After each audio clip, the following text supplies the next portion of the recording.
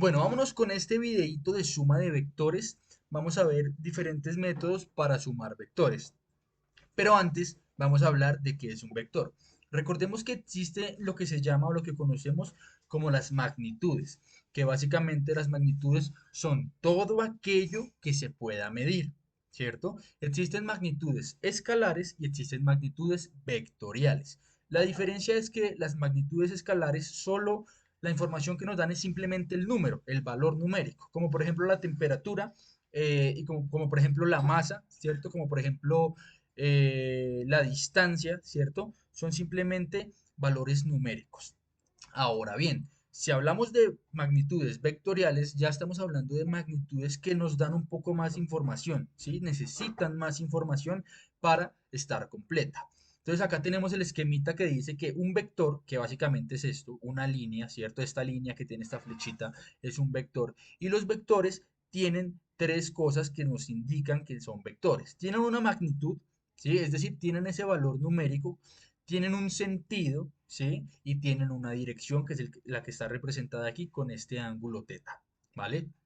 Ahora bien, dentro de todo esto, pues nosotros podemos sumar esos vectores, ¿sí? Podemos sumarlos, podemos restarlos, podemos hacer producto punto, ¿sí? Para que lo tengamos en cuenta. Pero este video pues se centra específicamente en lo que es la suma de vectores.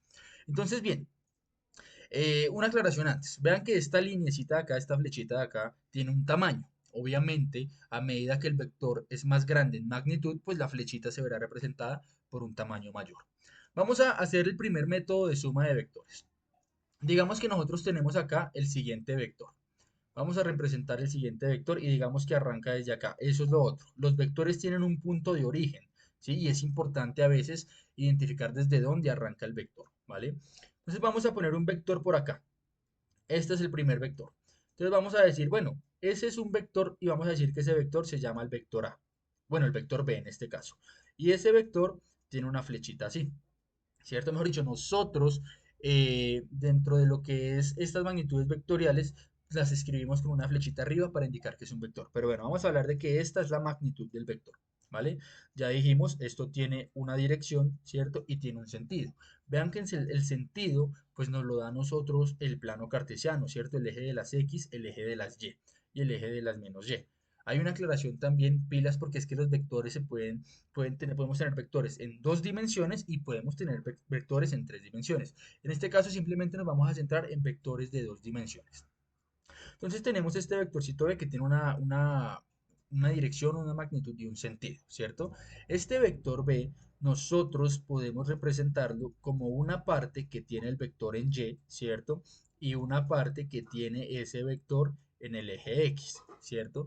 Y asimismo, pues nosotros podemos decir por acá que este vector B que estamos representando allá abajo, que ponemos la flechita arriba para indicar que es un vector, pues tiene las coordenadas, fíjense, 4 en X, ¿cierto? Y tiene las coordenadas 4 en Y. 4 en X, 4 en Y. Son las coordenadas de este vector. Básicamente, pues este es el sentido. 4 en X, 4 en Y. ¿Listos? Para que lo tengamos en cuenta. Ahora bien, vamos a representar otro vector. Digamos que tenemos el vector que ahora va para acá. Digamos que tenemos este vector que va para acá. Y entonces este vector, por supuesto, pues tiene otras coordenadas, tiene otra dirección, tiene otro sentido, ¿sí? Y digamos que en este caso la dirección pues viene dada por todo este ángulo que tenemos acá, ¿cierto? Todo este angulito que digamos que ahora es gamma. ¿Listos? Pero lo importante acá, pongamos que este vector es C, ¿sí? Pongamos que este vector en magnitud es C. Y lo importante acá es también identificar esa partecita que tiene el vector en Y, ¿cierto? Y esa partecita que tiene el vector en el eje X. ¿Listos? Y ese vector C, vean que nosotros tenemos que ese vector C es igual, ¿sí? En coordenadas a 3 en X, ¿cierto? 3 en X y en Y menos 3. ¿Por qué? Pues porque está en el eje de las menos Y, ¿vale? Es la información que tenemos de esos dos vectores que estamos pintando aquí en este momento. ¿Cómo hacemos para sumarlos? ¿Cómo hacemos para sumar esos vectores? Pues el primer método es muy sencillo, ¿cierto? Voy a coger este plano cartesiano, lo voy a trasladar un poquito para hablar un poquito de ese primer método.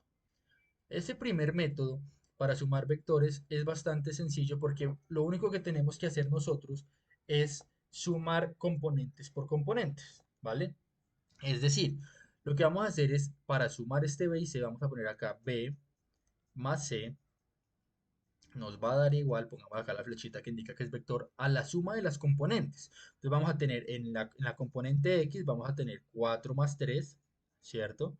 Y en la componente y vamos a tener 4 más menos 3. ¿Listo? Para que lo tengamos en cuenta. Claro, y este vector b sumado con este vector c nos va a dar a nosotros un nuevo vector, ¿cierto? Que va a ser igual a ¿quién? 4 más 3 es 7 en x y nos va a dar 4 más por menos es menos, 4 menos 3 nos va a dar 1 en y. ¿Listos? Esa es la coordenada de nuestro nuevo vector, 7 en x, 1 en y. Vamos a borrarlo y vamos a anotarlo por acá. Entonces vamos a tener que el vector d va a tener 7 en X y va a tener 1 en Y. ¿Listos? Para que lo tengamos en cuenta. Vamos a volver a traer nuestro plano cartesiano que teníamos por acá para representar ese vector, porque digamos que este es el método más fácil para sumar vectores, componente por componente. ¿Listos? Y en ese sentido, pues nosotros podemos representar ese nuevo vector que obtuvimos. Entonces vean que este nuevo vector nos dice que tenemos 7, pongámosle acá el 6, este por acá será 6 en x, este por acá será 7 en x, nos dice 7 en x, 1 en y, ¿sí? Quiere decir que este nuevo vector viene siendo este de acá, ¿cierto? 7 en x, 1 en y. Y por supuesto, este vector también tiene una dirección y un sentido, que sería la suma de estos dos vectores. Ahora, vamos a de una vez mirar otro de los métodos para sumar vectores. Fíjense que, bueno, vamos a borrar este que fue el primer ejemplo. Vamos a borrar este que fue el primer ejemplo. Vamos a borrar toda esta partecita de acá.